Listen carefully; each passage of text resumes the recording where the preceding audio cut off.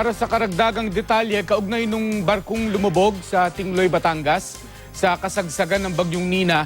Nasa linya ngayon ng telepono si GMA News stringer Marlon Luistro. Marlon. Yes, magandang sa hapon sa iyo, Mark, at sa lahat ng mga nanonood sa GMA News TV.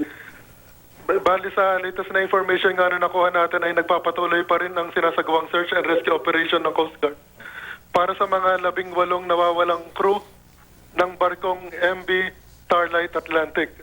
Ito nga yung barko na lumubog, Mark, kahapon sa kasagsagan ng Bagyong Nina habang nag-aangkorahe sa may bandang Maricaban ng Tingloy, Batangas.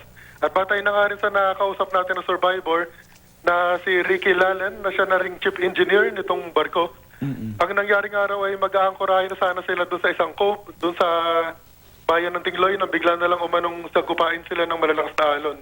Pinilit pa nga daw nila, Mark, naman laban doon sa alon pero hindi kinaya ng barko. Kaya't ang ginawa na nga nila ay nagsuot ng life jacket at saka tumalon sa dagat.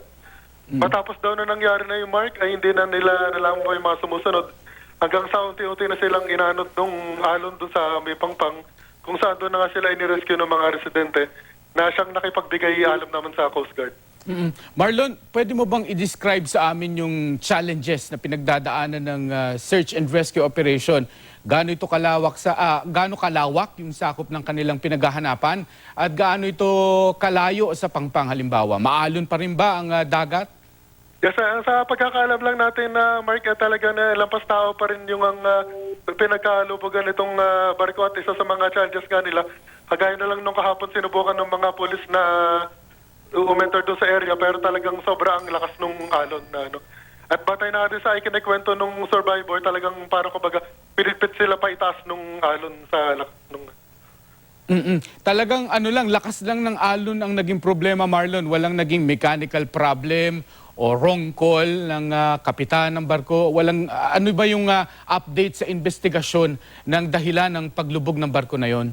Sa initial information nga na natanggap natin, nagkaroon nga doon engine trouble sa gitna, tapos doon nga nagkaroon ng encounter sila doon sa mga malalaking alon, kaya nangyari na nga yung ganyan hanggang sa unti-unti pong lumubog.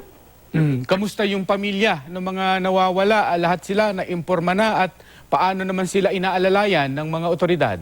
Wala pa tayo information pagdating dyan, Mark, pero ang sinabi na natin ng Coast Guard ay kumbaga wag na silang mag-alala dahil kumbaga ginagawa naman nila lahat ng paraan para kumbaga mahanap itong mga nawawala pa ng mga biktima. At according na nga din dito kay Captain Lim na siyang Southern Tagalog District Commander ng Coast Guard, ay 24/7 naman sila na magsasagawa ng search and rescue operations. Maliban na nga lang talaga kung masama yung lagay ng panahon. Okay. Maraming salamat sa iyo sa update, Marlon Luistro.